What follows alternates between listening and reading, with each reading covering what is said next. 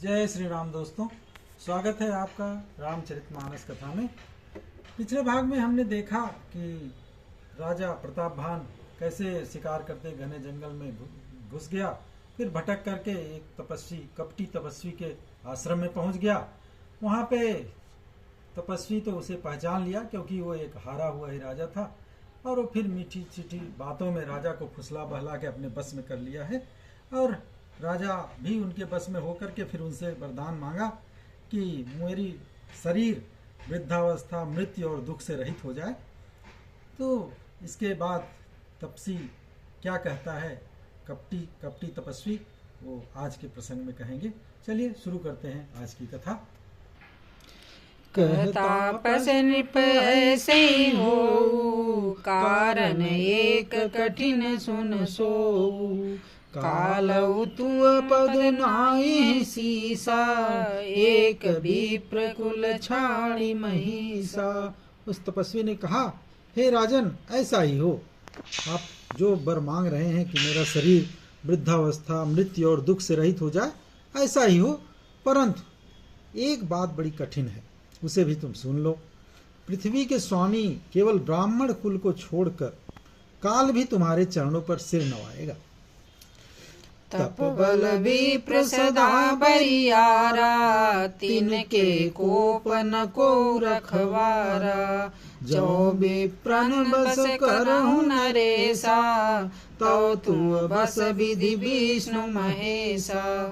ये जो ब्राह्मण हैं वो तप के बल से सदा बलवान रहते हैं, उनके क्रोध से रक्षा करने वाला कोई नहीं है।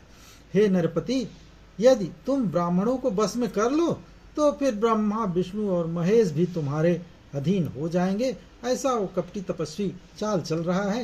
देखते हैं आगे क्या कर रहा है।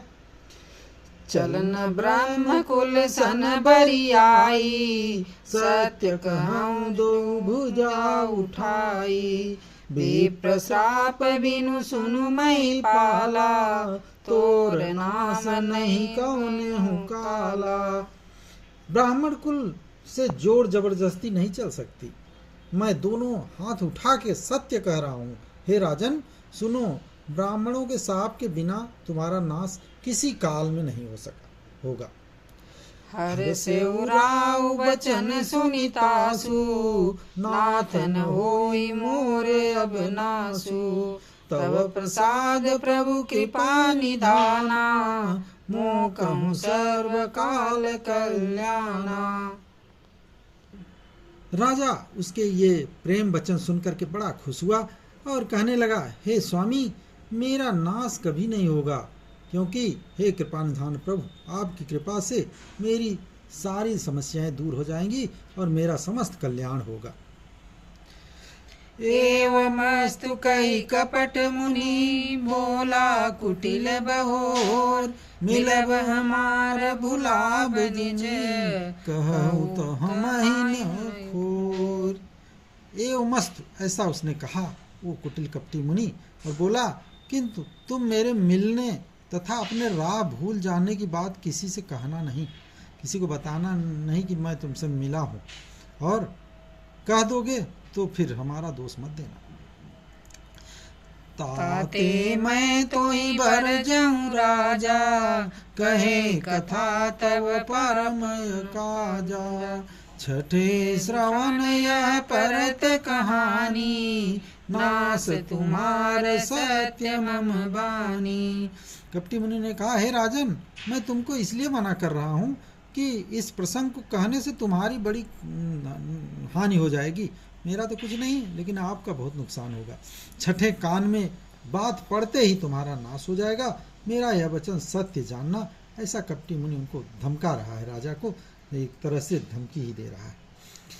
यह प्रगटे अथवा द्विज श्रापा, नाश तोर सुन भानु प्रतापा। आन उपाय निधन तव नाही, जो हरिहर को पहि मन माही। कपटी मुनि आगे बोला, हे प्रतापभान सुनो, इस बात के प्रकट करने से अथवा ब्राह्मणों के शाप से, इसके अलावा और किसी चीज से तुम्हारा नाश नहीं हो सकता। चाहे ब्रह्मा शंकर भी मन में क्रोध करें, तुम्हारी मृत्यु नहीं होगी। सत्यनाथ पद गई विपुभाषा, द्विज गुर कोप कहूँ को राखा, राखई गुर जौ कोप विधाता, गुर विरोध नहीं को जग त्राता। राजा ने उस तपस्वी मुनि के चरण पकड़कर कहा, हे स्वामी, सत्य ही है, आप जो कह रहे हैं सत्य है, मैं किसी को ये बात नहीं बताऊंगा। ब्राह्मण और गुरु के क्रोध से कहिए कौन भला रक्षा कर सकता है। यदि ब्रह्मा भी क्रोध करें तो गुरु बचा लेते हैं, परंतु गुरु से विरोध करने पर संसार में कोई भी बचाने वाला नहीं है। जौन चलब हम कहे तुम्हारे, हो नाश नहीं सोच हमारे, एक ही डर डर पत मन मोरा, प्रभु मही देव श्राप अति घोरा।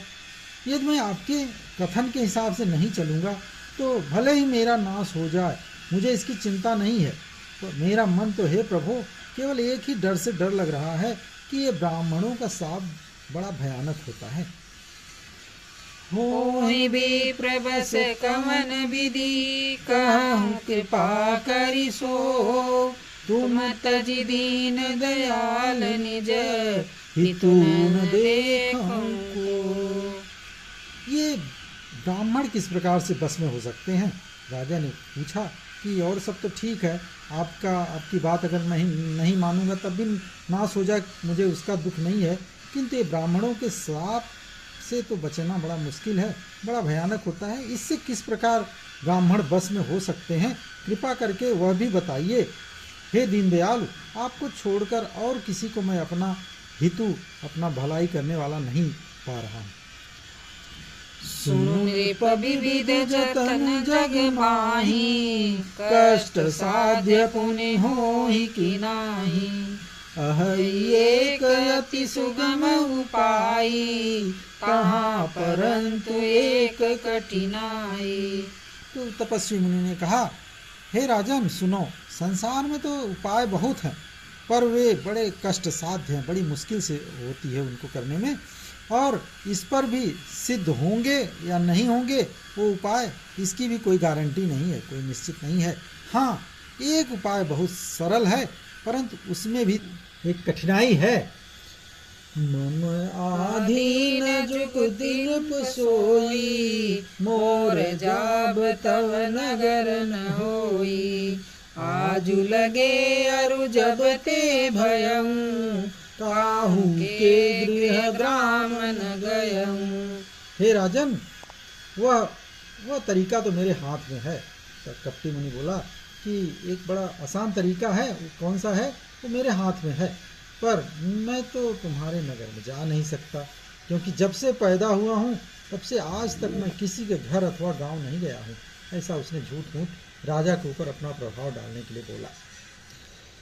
जौन जाऊं तब होई अकाजू, बनाई असमंजस आजू, सुनी महेश बोले मृदुबानी, नाथ निगम यसी नीति बखानी। मैं किसी गांव में या घर में अभी तक तो नहीं गया हूँ, लेकिन अगर नहीं जाता हूँ तो तुम्हारा काम बिगड़ जाएगा।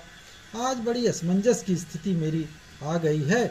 ऐसा जब उस कपटी मुनि ने बोला तो राजा जो है बड़े कोमल वाणी से बोला, हे नाथ, वेदों में ऐसा कहा गया है कि बड़े स्नेह लगुन पर करही, गिरि निज सिर सदा निपधरही, जलधि अगाध मौलि बह फेनु, संतन धरनि धरत सिर रेनु।